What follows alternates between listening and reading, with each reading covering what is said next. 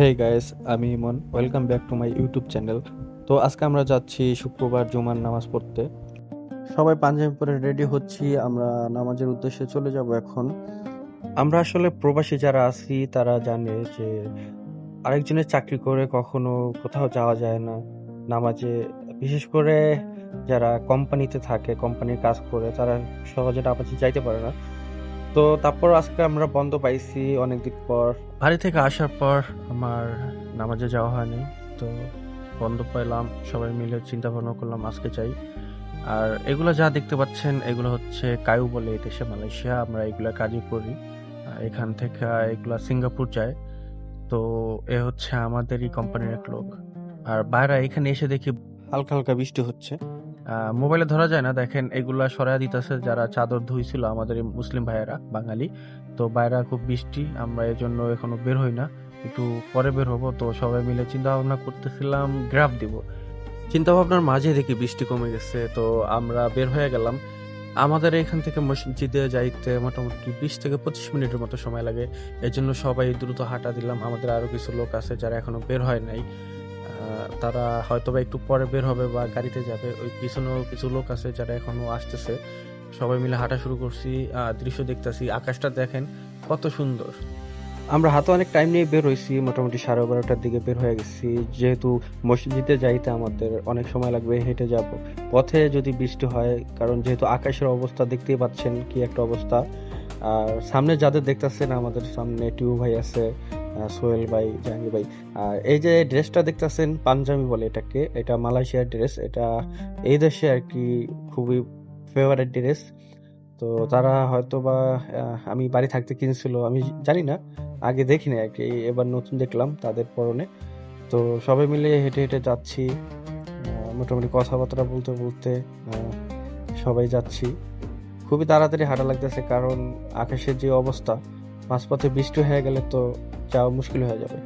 আর এখন গাড়ি দিলে যে কখন আসবে তাও বলা যায় না, কারণ গাড়ি আসতেও মোটামুটি 15 মিনিট সময় লাগবে।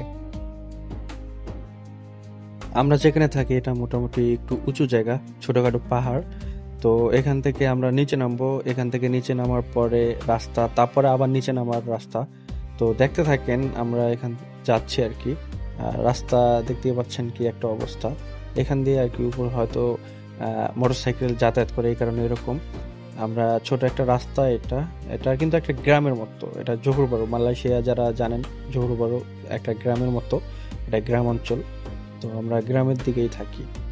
আর আমরা যাচ্ছি এখন, এখান থেকেও নিচে নামবো, দেখবেন মানে পাহাড়ের মতো, কিন্তু পাহাড়ের মতো ওরকম না যে মাটি থাকবে বা পাথর, এটা রাস্তা করা আছে। কারণ এখান দিয়ে মোটরসাইকেল বা ছোটখাটো গাড়ি যাতায়াত করে তাদের। এই দেশ উন্নত, জন্য সব জায়গায় রাস্তাঘাট পাবেন। তো সামনে যেটা দেখতে পাচ্ছেন এটাই হচ্ছে মেন রাস্তা, আর এই রাস্তার একদম সোজা আমরা যাব, এখান থেকে সোজা যাব।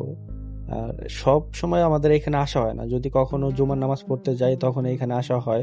তাছাড়া এমনি নামাজ পড়লে, উক্ত নামাজ পড়লে তখন আমরা মসজিদে যাই। তো সেটা আমাদের বাজারের ওইখানেই আছে। যদিও এটা অনেক বড় রাস্তা, কিন্তু এখান থেকে কোনো বড় গাড়ি চলে না। তো আমরা যাচ্ছি, সবাই মিলে হাঁটাহাঁটি করছি। যেহেতু অনেক দূর, আপনারা এখান থেকে হাঁটলে বুঝতে পারতেন। তার উপরে হচ্ছে দুই সাইডে জঙ্গল, দেখতেও খুব সুন্দর, দোনো সাইডে জঙ্গল। আর এর ভিতরে আপনারা যারা জানেন মালয়েশিয়া সাপ পাওয়া যায়।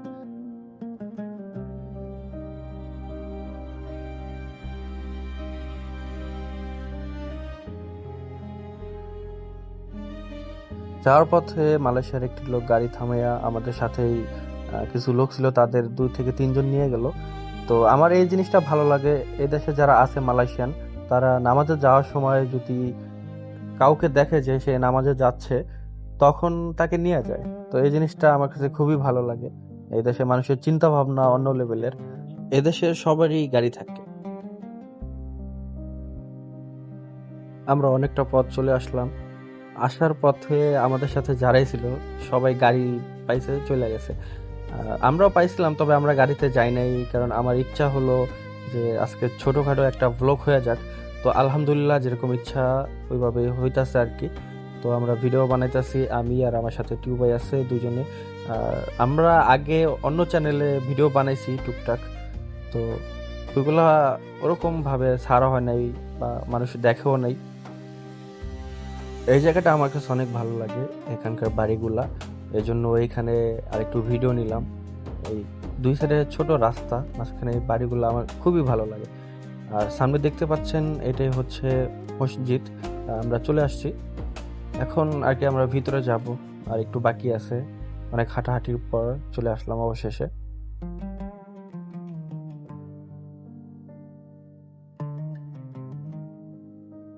الله عليه وسلم يقول سيدنا أبو بكر الصديق رضي الله عنه، سيدنا عمر بن الخطاب رضي الله عنه، سيدنا عثمان بن عفان رضي الله عنه.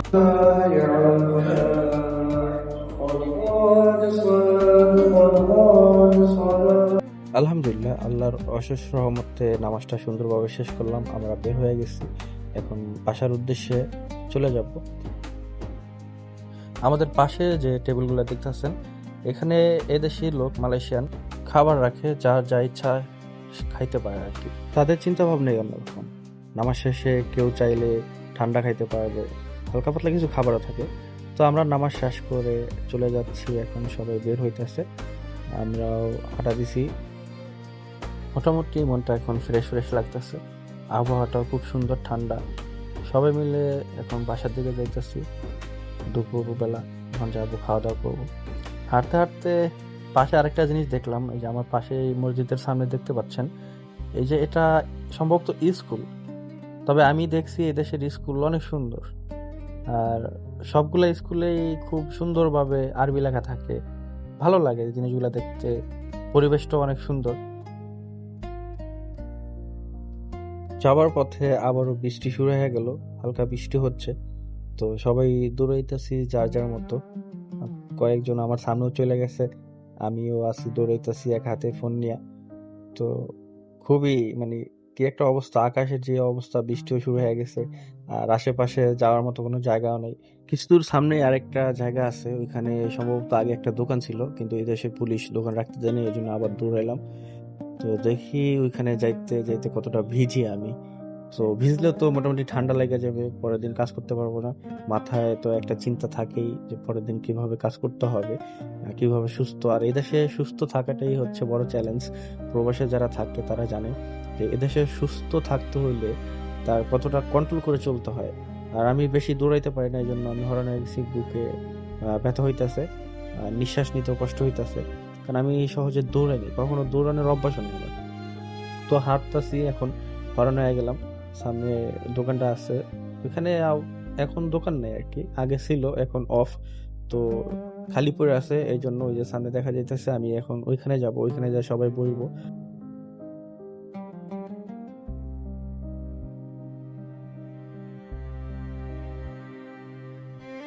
অনেকটা দৌড়াইতে দৌড়াইতে এখানে এসে বসলাম। আমি খুবই হরণ হয়ে গেছি, কারণ আগে এরকম দৌড়াইনি। মাথা অনেকটা বৃষ্টি পড়ছে, এই জন্য মাথাটাও ভার হয়ে আছে। তো আজকের ভিডিও এই পর্যন্তই। সবাই ভালো থাকবেন, আর আমাদের এই ভিডিওটা যদি আপনাদের কাছে ভালো লাগে থাকে তাহলে অবশ্যই লাইক করবেন আর চ্যানেলটা সাবস্ক্রাইব করবেন। সাবস্ক্রাইব করে আমাদের পাশে থাকবেন, এটা আমার নতুন চ্যানেল। আসলে আমি সময় পাই না, এই জন্য যা পাই আর কি আমি এআই দিয়ে মিউজিক বানিয়ে ছাড়ি। তো সবাই সুস্থ থাকবেন, আল্লাহ হাফেজ।